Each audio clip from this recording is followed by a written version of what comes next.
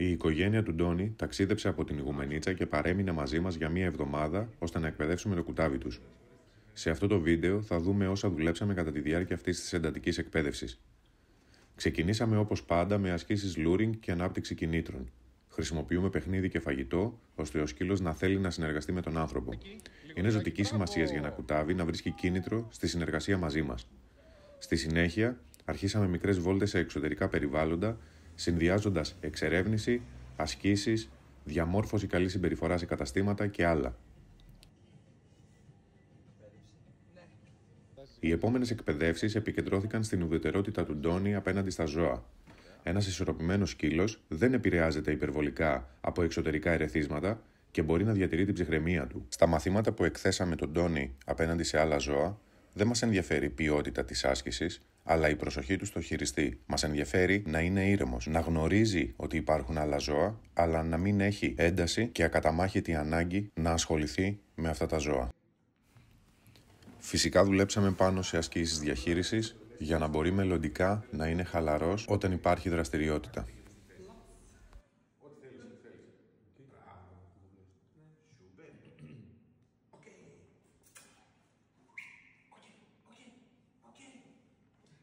Παράλληλα, δουλέψαμε πάνω στη διαχείριση της ενέργειάς του και τον μάθαμε να χαλαρώνει, χρησιμοποιώντας μασόμενα παιχνίδια ή άλλα εργαλεία αυτοαπασχόλησης, μπορούμε να προάγουμε την ηρεμία και τη χαλαρότητα πολύ πιο γρήγορα.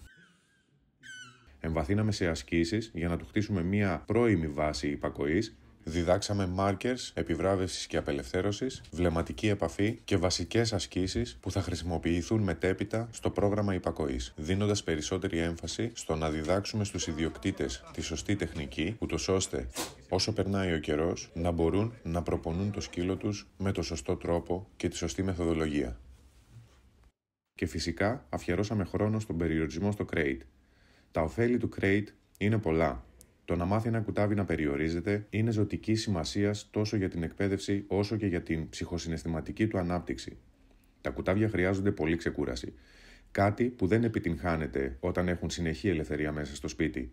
Η ασταμάτητη εξερεύνηση μπορεί να δημιουργήσει ένταση, στρες και μελλοντικά προβλήματα συμπεριφοράς. Στη σχολή μας δίνουμε ιδιαίτερη έμφαση στη διδασκαλία ανοχής και διαχείρισης του στρες, στην αύξηση αυτοπεποίθησης και στο χτίσιμο εμπιστοσύνης μεταξύ σκύλου και ιδιοκτήτη.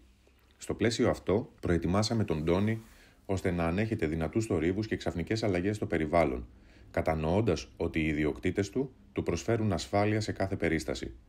Η ανεξέλεγκτη έκθεση ενός σκύλου σε έντονα ερεθίσματα χωρίς κατάλληλη προετοιμασία μπορεί να προκαλέσει σοβαρά και μόνιμα προβλήματα συμπεριφοράς.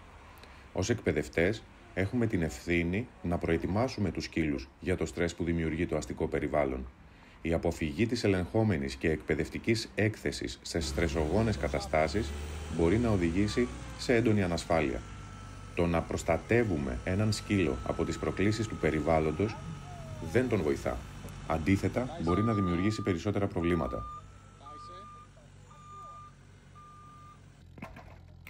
Βέβαια, αυτή η διαδικασία της έκθεσης του σκύλου σε παράγοντες που του προκαλούν στρες με εκπαιδευτικό χαρακτήρα χρειάζεται αρκετή εμπειρία και βαθιά κατανόηση της συμπεριφοράς των σκύλων. Οι περισσότεροι ιδιοκτήτες ασυναίσθητα προσπαθούν να αποφύγουν αυτές τις διαδικασίες, νομίζοντας πως έτσι προστατεύουν το σκύλο τους. Τέτοια προσέγγιση συναντάμε και σε πολλούς επαγγελματίες δυστυχώς.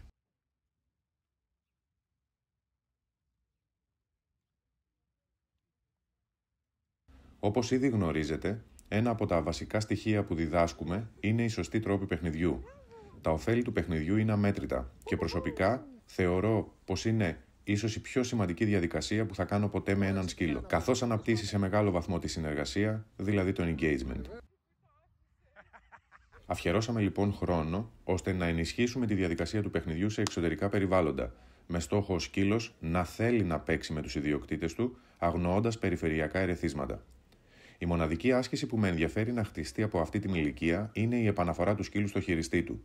Δουλέψαμε λοιπόν μεθοδικά ώστε να δημιουργήσουμε πάθος για την επιστροφή στον ιδιοκτήτη, γιατί αν δεν υπάρχει αυτό το πάθος, κάθε προσπάθεια να του δώσουμε περισσότερη ελευθερία γίνεται ρυψοκίνδυνη. Οποιαδήποτε άλλη άσκηση σε αυτή τη φάση έχει χαρακτήρα εξοικείωσης και τίποτα παραπάνω.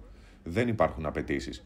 Δημιουργούμε κίνητρο για κάθε διαδικασία και κάθε άσκηση. Αυτή είναι η σωστή δουλειά για ένα κουτάβι. Επιπλέον, αφιερώσαμε μια εκπαιδευτική συνεδρία στην έκθεσή του σε άλλους σκύλους με έντονη ενέργεια.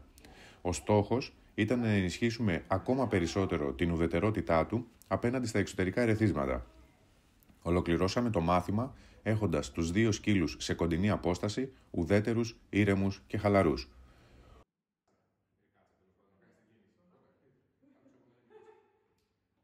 Ο πρώτος χρόνος της ζωής ενός σκύλου είναι ο πιο καθοριστικός για ολόκληρη τη μετέπειτα πορεία του. Η δουλειά που απαιτείται μέσα σε αυτό το διάστημα είναι πολύ μεγαλύτερη από ό,τι φαντάζονται οι περισσότεροι. Δεν μπορούμε να περιμένουμε να μεγαλώσει ένα σκύλος για να ξεκινήσουμε την εκπαίδευση. Δυστυχώς, οι προσδοκίες των περισσότερων ιδιοκτητών στις μέρες μας ξεπερνούν τις πραγματικές δυνατότητες ενός κουταβιού, με αποτέλεσμα να δημιουργούνται τριβές στη σχέση τους. Όσο περνά ο καιρός, αντί να χτίζεται ένας ισχυρός πυρήνας συνεργασίας, κατανόησης και σεβασμού, η σχέση αποδυναμώνεται. Η εκπαίδευση δεν αφορά μόνο το σκύλο, αφορά και τον άνθρωπο. Και αυτή είναι η βάση για έναν πραγματικά ισορροπημένο και ευτυχισμένο σκύλο.